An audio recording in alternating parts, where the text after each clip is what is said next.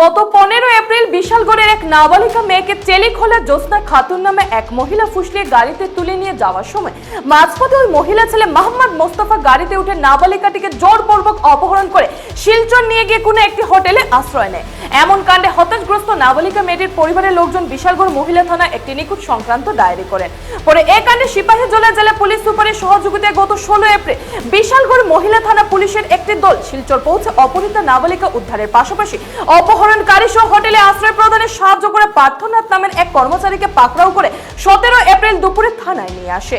পরবর্তী সময় মেয়েটিকে মেডিকেল চেকআপ ও আদালতে বয়ান নথিভুক্ত করে পরিবারের লোকজনদের হাতে তুলে দেওয়া হয়। পাথারকান্দি থেকে মলয় কুমার দাসের রিপোর্ট।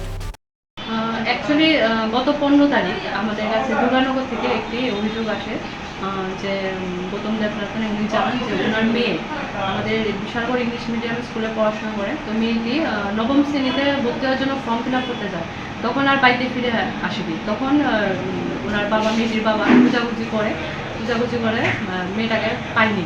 তখন আমাদের থানাতে আসে, যখন জানায় এরই মধ্যে আমাদের কাছে শিলচর থেকে একটি ফোন আসে শিলচর থানা সদর থানা থেকে যে ওনাদের এখানে একটি ছেলে এমুক নামের একটি মেয়েকে আটকানো হয়েছে। তখন আমরা সঙ্গে সঙ্গে আমাদের অথরিটির সঙ্গে কনসাল্ট করি এবং এসপি স্যারের সহযোগিতায় আমাদের মহিলা থানা থেকে এবং হেডকোয়ার্টার থেকে একজন টিম একটি পাঠানো হয় শিলচরে।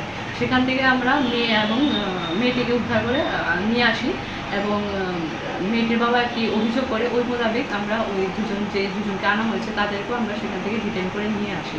আসার পরে আমরা একটি অভিযুক্ত একটি কেস নেই এবং তাদেরকে অ্যারেস্ট করি। অভিযোগটা কি ছিল? তারা কি অপহরণ করেছিল? হ্যাঁ, অপহরণের মামলা করেছে। তাদেরকে কি আগামীকাল কোর্টে পাঠানো হবে? আগামীকাল তাদেরকে কোর্টে পাঠানো হবে। তাদের নামগুলি কি কি ম্যাডাম? তাদের নাম, একজনের নাম মোহাম্মদ মুস্তাফা, একজনের নাম জ্যোৎস্না খাতুন এবং যিনি হোটেলে ওদেরকে জায়গা দিয়েছিলেন ওনার নাম পার্থনাথ। তার বাড়ি কি শিলচরে? ওনার বাড়ি শিলচরে।